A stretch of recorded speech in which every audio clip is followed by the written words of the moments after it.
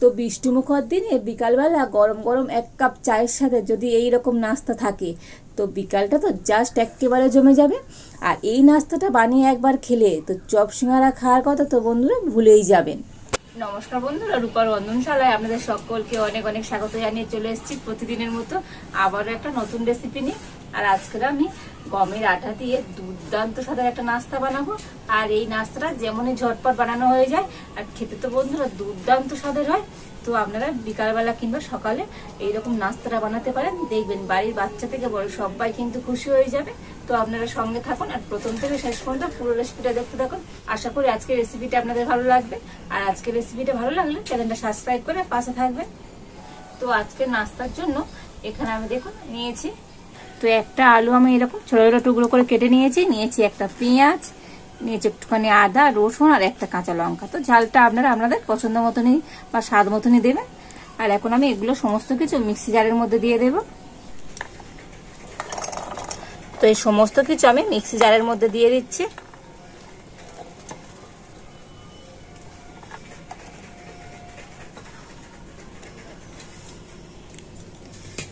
তো সমস্ত কিছু কিন্তু মিক্সিতে আমি খুব ভালো করে পেস্ট করে নিয়ে আসবো।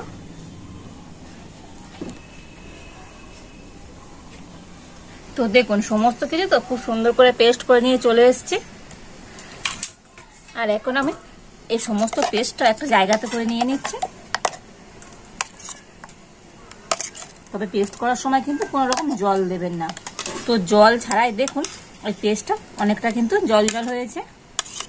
আর এবারে আমি এই পেস্টের মধ্যে কয়েকটা মশলা দিয়ে দেব। দিয়ে দিচ্ছি অল্প একটু লবণ। তো এই চামচের 4 ভাগের 1 ভাগ কিন্তু লবণ দিয়ে দিচ্ছে। দিয়ে দিচ্ছে হাফ চামচ হলুদ গুঁড়ো। তো হাফ চামচ দিয়ে দিচ্ছি লঙ্কা গুঁড়ো, হাফ চামচ দিয়ে দিচ্ছি ধনে গুঁড়ো, হাফ চামচ আছে জিরে গুঁড়ো। তো সমস্ত মশলা আমি হাফ চামচ করে নিয়েছি। তো হাফ চামচ দিয়ে দিচ্ছি চাট মশলা, আর হাফ চামচের একটু কম আমি নিয়ে নিয়েছি এখানে গরম মশলা গুঁড়ো। দিয়ে দিচ্ছি চিলি ফ্লেক্স। আর দেখুন এখানে আমি নিয়েছি সাদা তিল, তো 2 চামচ সাদা তিল নিয়েছি, দিয়ে দিলাম। দিয়ে দিচ্ছি ধনে পাতা কুচনো। তো ধনে পাতাটা কিন্তু অবশ্যই দিতে হবে। দিয়ে দেব 1 চামচের মতো সাদা তেল। আর এবার আমি এই পেস্টটার সঙ্গে সমস্ত মশলাগুলো খুব ভালো করে মিশিয়ে নিচ্ছি।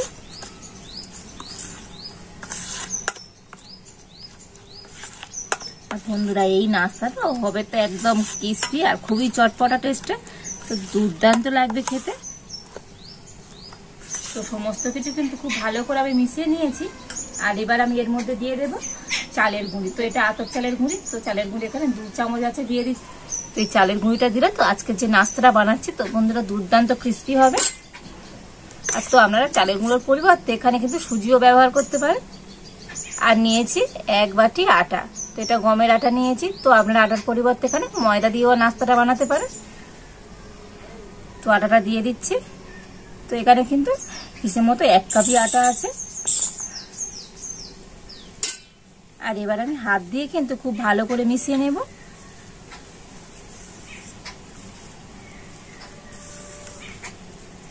এটা কিন্তু একটু সময় ধরে খুব ভালো করে মেশাতে হবে। তো দেখুন আটাটা কিন্তু খুব সুন্দর করে আমি মেখে নিয়েছি। আর এইরকম একটু টাইট টাইট করে মাখবেন, এটা কিন্তু নরম করে মাখলে হবে না, একটু টাইট টাইট করে মাখতে হবে। আর এবার আমি এই ডোটার উপর দিয়ে একটুখানি সাদা তেল দিয়ে দেব। তো এতে করে তো ডোটার উপরটা কিন্তু শুকনো হয়ে যাবে না। তো এরকম সাদা তেলটা ভালো করে ডোয়ের চার দিয়ে কিন্তু মাখিয়ে নিতে হবে। আর এবার আমি এই ডোটা ঢাকা দিয়ে 5 মিনিট রেখে দেব। তো প্রায় 5 মিনিট পর আমি ডোটা থেকে ঢাকাটা খুলে নিয়েছি। আর দেখুন ডোটা কিন্তু আগের থেকে একটু টাইট হয়ে গিয়েছে, যেহেতু চালের গুঁড়ি দেওয়া ছিল। তো এখানে একটু ডোটা টাইট হয়ে গিয়েছে। তো আবার কিন্তু হাত দিয়ে আমি একটু মেখে নেব। আর এবার আমি এই ডোটা থেকে লেচি কেটে নেবো। তো লেচি মানে এখানে 2টো আমি ভাগ করে নিচ্ছি।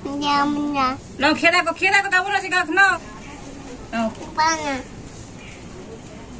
ও ঝাল নেই, ঝাল কম করে দিয়েছি তোমরা খাবে বলে। কেমন হয়েছে? ভালো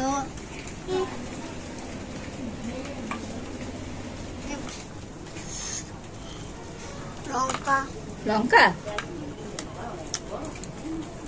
তো আপনারা বাড়িতে একবার এইভাবে নাস্তাটা বানাবেন, আর এই নাস্তাটা কত ঝটপট হয়ে গেল।